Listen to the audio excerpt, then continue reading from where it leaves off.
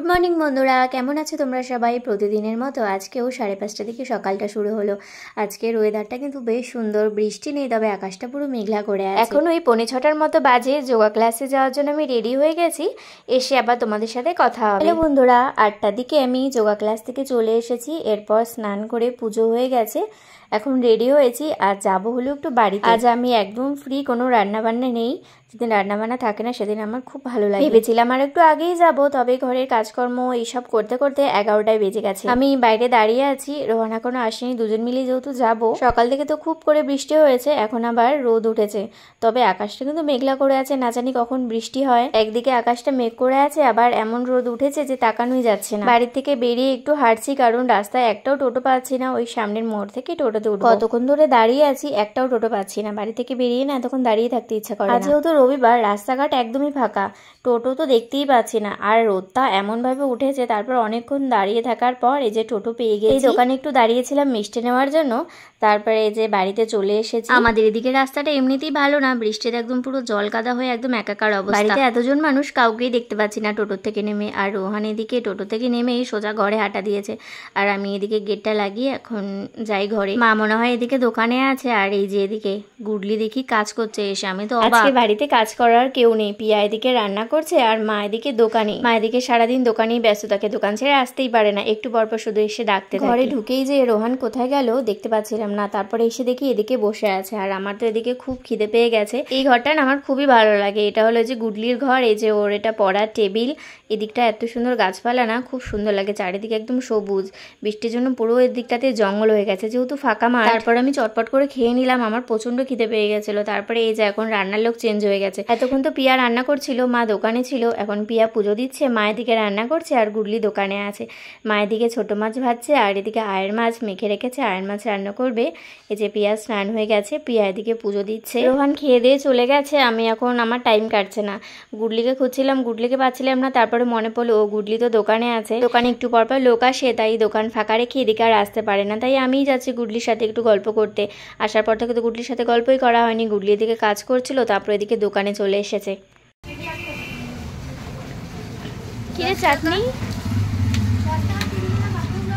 কিরে চাটনি, ভালো আছিস?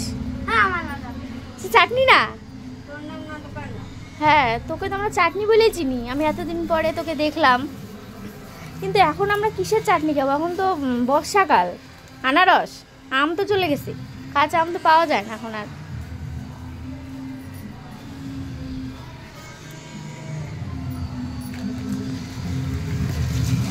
আরে যে সোনুকে নিয়ে আসছে, দেখ ওই দেখ, ওই দেখ ওর পেছন পেছনই যাচ্ছে। আরে ওকেও একটা হজমলা খাওয়া, আরে ওকেও একটা হজমলা দে।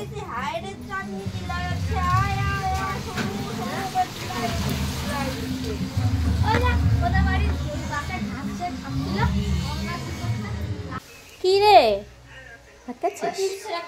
চিপস খাবি? কি চিপস বল? ও বাবা, আঙ্কেল বানাম কত? আঙ্কেল বানাম বল, বল বানাম বল, তাহলে চিপস এনে দেবো। তুই কি দিয়ে ভাত খাচ্ছিস? শুধু লবণ ভাত? ঠিক আছে তাহলে চিপসের দাম 5 টাকা দে। বাবার খাতায় লিখে রাখবি, নিয়ে লিখে রাখবো বাবার খাতায়,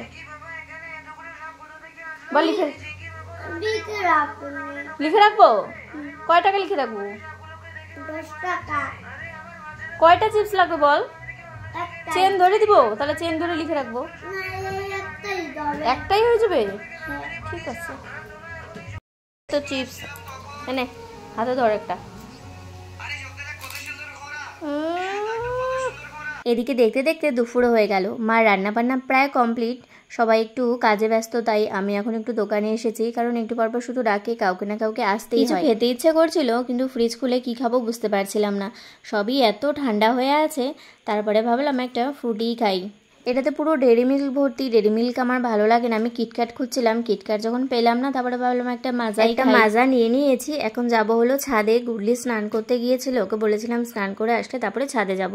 গুডলি স্নান করে চলে এসেছে, এখন আমি আর গুডলি দুজন মিলে যাচ্ছি হলো ছাদে। ছাদের ফুল গাছগুলোকে অনেকদিন ধরে দেখা হয় না, বর্ষাকাল, কি জানি কি ফুল গাছ আছে না আছে, এদিকটা কি ভালো লাগছে না। বর্ষাকালে চারিদিকটা এমন সবুজ হয়ে থাকে, দেখতে কিন্তু খুব ভালো লাগে। আর এদিকে আকাশটা এখনো মেঘলা করে আছে। দুপুর তো হয়ে গেছে, এখন ওই 2:30-3টের মতো বাজে, রোদটাও চলে গেছে, আবার মনে হয় বৃষ্টি আসবে। আমাদের ছাদে এদিকে 2টা ঘর আছে। আগে প্রথমের ঘরটাতে ঠাকুর ঘর ছিল, নিচে এখন যেহেতু ঠাকুর ঘর করেছে তাই ঠাকুর ঘর এখন নিচে চলে গেছে, উপরের ঘর 2টা একদম ফাঁকাই পড়ে আছে। আর এই যে এদিকে ছাদের অবস্থা পিয়া কি করে রেখেছে, বর্ষাকালে পুরো গাছগুলো একদম মাটি টাটিতে একদম একাকার অবস্থা। এই কাটা মুকুট গাছটা কি সুন্দর হয়েছে। এই কাটা মুকুট গাছটা আমি অনেক দিন আগে কিনেছিলাম, প্রায় মনে হয় 6-7 বছর হতে চললো। যখন কিনেছিলাম একদম ছোট্ট ছিল, ছোট্ট একটা ডাল, আর এখন কত সুন্দর ঝাপড়া হয়েছে। শীতকালে এত সুন্দর ফুল ফুটে গোলাপি কালারের, খুব কিন্তু ভালো লাগে। বর্ষাকালে একটা গাছেও ফুল নেই, এখন শুধু এই পর্তুলিকা গাছগুলোতেই যা ফুল আসে। পর্তুলিকা গাছগুলো কিন্তু খুব সুন্দর হয়েছে, আবার কি সুন্দর করে এই যে পিয়া 3 থাক করে সাজিয়েছে, দেখতে কিন্তু বেশ ভালো লাগছে। এবার তাও খুব একটা বেশি পর্তুলিকা হয়নি, আগের বার এত পর্তুলিকা হয়েছিল, পুরো ছাদ জুড়ে শুধু পর্তুলিকা আর পর্তুলিকা। কালারগুলো এত সুন্দর, এক একটা এক এক কালার। এই যে গোলাপ গাছগুলো, সব গাছেরই একই অবস্থা, কোনো গাছই এখন ফুল নেই। শীতকালে গোলাপ গাছে এত ফুল হয়েছিল, প্রত্যেকটা গোলাপ গাছে পুরো ঝেঁকে ঝেঁকে ফুল এসেছিল।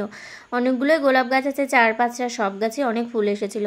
আর এদিকে এখন তুলসী গাছগুলো খুব সুন্দর হয়েছে, আর এত অ্যালোভেরা গাছ হয়েছে পুরো ভেঙে ভেঙে পড়ে যাচ্ছে। পর্তুলিকা গাছে অনেক ফুল হয়েছিল, পিয়াকে দেখলাম ওগুলো দিয়ে পুজো দিচ্ছে, আর কয়েকটা রেখে দিয়েছে। এই যে একটা সাদা কালার, একটা রানী কালার, এই রানী কালারটা কি ভালো লাগছে না দেখতে, রানী কালারটা ছোট্ট হয়ে আছে। আর এখানে একটা মোরগ ফুলের গাছ হচ্ছে, কি সুন্দর না মোরগ ফুলটা। আর এই যে এখানে পিয়া ড্রাগন ফ্রুট গাছ লাগিয়েছে, ড্রাগন ফ্রুটের বীজগুলো লাগিয়েছিল, কি সুন্দর হয়েছে না গাছগুলো, অনেক কিন্তু ছোট ছোট চারা হয়েছে। এই টবটার মধ্যে একটু বড় হলে তারপরে অন্য জায়গায় লাগাতে হবে। নিচে চলে এসেছি, খিদে পেয়ে গেছে, 3টা বাজে।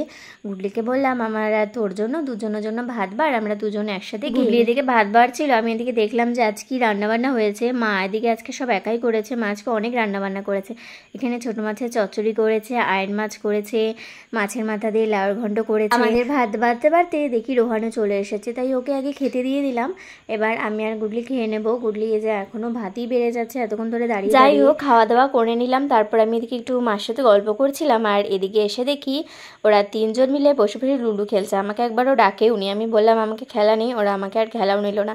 ওরা 3জন মিলে লুডো খেলেই যাচ্ছে। আমি ভাবলাম একটু ঘুমাবো, কিন্তু ওরা 3জন মিলে খেলতে খেলতে এত চিৎকার করছে, আমি আর এখানে কি ঘুমাবো, তাই আমি বসে বসে ওদের লুডো খেলাই দেখছি। বাবারে বাবা, এরা লুডো খেলতে খেলতে এত চিৎকার করছে, যে যাকে খাচ্ছে তার সাথে একদম ঝগড়া ক্যাচাল করে অস্থির হয়ে যাচ্ছে। আমার এখানে আর ভালো লাগছিল না, তাই আমি ওদিকেই চলে গেছিলাম মার কাছে। আর এদিকে দেখতে দেখতে সন্ধ্যা লেগে গেছে। পিয়ার সন্ধ্যাবাতি দিয়ে তারপরে যে চা বানিয়েছে 4 জনের জন্য, চা খেয়ে নিলাম। চা খেয়ে এখন যাব হলো একটু এক জায়গায় বলতে আমাদের এখানে আছে এক জায়গায় পুজো আছে। ওই যে দূরে দেখতে পাচ্ছ, ওখানে একটা বট গাছ আছে, ওখানেই আজকে পবনদেবের পুজো আছে। কি ভিড় না, এখান থেকে কিন্তু দেখা যাচ্ছে। এখানে বাৎসরিক পুজো হয়, প্রত্যেক বছরই আজকে দিনে পুজো হয়, কিন্তু আমি তো জানতাম না এখানে পুজো আছে। তো বাড়িতে এসেছিলাম, বাড়িতে এসার পর জানতে পারলাম যে এখানে আজকে পুজো আছে, ভালোই হলো। একটু পরে চলে যাব, তাই এখানে এসেছিলাম প্রণাম করতে। এসে দেখি এখনো পুজোই শুরু হয়নি, কিন্তু খুব সুন্দর করে সাজিয়ে রেখেছে, কি ভালো লাগছে না দেখতে। আমাদের বাড়ি থেকেই দেখা যায়, কিন্তু বুঝতে পারছিলাম না যে পুজো শুরু হয়েছিল কিনা, কারণ গান চলছিল। তারপরে এখানে এসে দেখি না, পুজো এখনো শুরু হয়নি। দেখলাম এদিকে পূজার জোগাড় সব হয়েই গেছে, জানি না কখন ঠাকুরমশাই আসবে, আমরা বেশিক্ষণ থাকিনি, তাই এখানে একটু দেখে প্রণাম করে চলে এসেছি। পরে যখন পুজো হবে ভেবেছি তখন একবার যাবো। আমি, গুডলি আর মা 3জন মিলে এসেছি, পিয়া আসেনি, পিয়া দোকানে আছে। এখান থেকে গিয়ে তারপর আমি বাড়ি চলে যাব। প্রায় অনেক রাতও হয়ে গেছে, 7টার মতো বাজে। আজকে আর বাড়িতে গিয়ে রান্না করব না, এখান থেকেই নিয়ে যাব। আর বাড়িতে গিয়ে রান্না করতে ইচ্ছে করবে না। বাড়িতে চলে এসেছি, মা এদিকে তালের বড়া করার জন্য এই যে এটা মেখে রেখেছিল, আমি ভাবলাম একটু বড়াগুলো করি তাহলে নিয়ে যাব। মা এদিকে সব তালের বড়াটার জিনিসগুলো সব মেখে রেডি করে দিয়েছিল, আমি এদিকে এই যে বড়াগুলো ভাজছিলাম। তালের বড়া খেতে না আমার খুব ভালো লাগে। আজকে এনেছিল একটা তালটা দেখলাম বেশ ভালো ছিল, তাই মা সুন্দর করে চিপে নিল। তালের বড়াগুলো কি সুন্দর রসগোল্লার মতো গোল গোল হয়ে ফুলেছে না। আসলে মা অনেকক্ষণ আগে যেহেতু এটা মেখে রেখেছিল, তার জন্যই এত সুন্দর হয়েছে বড়াগুলো। আমার তো গরম গরমই খেতে ইচ্ছে করছে, কিন্তু গরম গরম খেতে খুব একটা ভালো লাগে না, তিতা তিতা লাগে। একটু ঠান্ডা হলে কিন্তু বেশ ভালো লাগে। এদিকে বড়া ভাজতে ভাজতে 8টাও বেজে গেছে। এদিকে আমি বাড়িও যাব, জানি না আজকে কখন বাড়ি যাব। এদিকে পেয়ে রান্না বসিয়ে দিয়ে দিয়েছে, কারণ যেহেতু আমি নিয়ে যাব, এত রাত হয়ে গেছে না, এত রাত করে যাব, গিয়ে আর আমার রান্না করতে ইচ্ছে করছে। এদিকে বড়া ভাজতে ভাজতে ওদিকে শুনতে পাচ্ছি যে পুজো হচ্ছে, কারণ এতক্ষণ তো গান হচ্ছিল, এখন আর গান হচ্ছে না, এখন ঘন্টার আওয়াজ পাচ্ছি, জোকারের আওয়াজ পাচ্ছি। ভাবছি বড়াগুলো ভেজে তারপর একবার আগে এতগুলো ভেজেছি, আবার এই যে এবার এই কটা হলো তাহলেই হয়ে যাবে। এই গরমের মধ্যে আর রান্নাঘরে থাকতে ইচ্ছে করছে না, এগুলো তাড়াতাড়ি ভেজে নিয়ে ওই ঘরে চলে যাই, তারপর এগুলো একটু ফ্যানের নিচে রেখে ঠান্ডা হতে দেবো, কারণ আমার খুব খেতে ইচ্ছে। বড়া ভাজতে ভাজতে 8:30 বেজে গেছে। এদিকে প্রিয়াও রান্না বসিয়েছিল, ওরও রান্না প্রায় কমপ্লিট। 9টা বাজতে বাজতে আমি সব এগুলো নিয়ে চলে যাই। 8:30 পৌনে 9টা বেজে গেছে, এত রাত হয়ে গেছে। এরপরে টোটো পাবো কিনা সন্দেহ, টোটো না পেলে আমাকে এখান থেকে হেঁটে হেঁটেই যেতে হবে। এই গরমের মধ্যে গ্যাসের সামনে দাঁড়িয়ে দাঁড়িয়ে অনেকক্ষণ ধরে বড়াগুলো ভেজে নিয়েছি, হয়েও গেছে।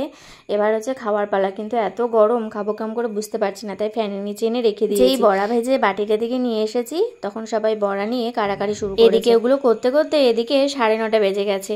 ওদিকে দেখলাম প্রায় পুজোও শেষ। মা বললো চল আরেকবার, পুজো শেষ হয়ে গেছে, একটু যাই এখান থেকে ঘুরে আসি, প্রণাম করে আসি। পুজো যখন হচ্ছিল তখন আর আসতে পারি। এই যে পুজো শেষ হয়ে গেছে, যে প্রসাদ দিচ্ছে, তাই এখন একটু আসলাম এখানে প্রণাম করতে। তারপরে দেখলাম এখানে খিচুড়ি প্রসাদও দিচ্ছিল, কিন্তু খিচুড়ি প্রসাদের এখানে অনেক ভিড় ছিল, তাও একটু দাঁড়িয়ে তারপরে এই যে আমরা প্রসাদ নিয়ে আমি গুডলি আর মা 3জন মিলিয়ে এসেছিলাম, প্রিয়া আসেনি। আমরা 3জনের প্রসাদ নিয়েছে বাড়ি চলে এসেছি।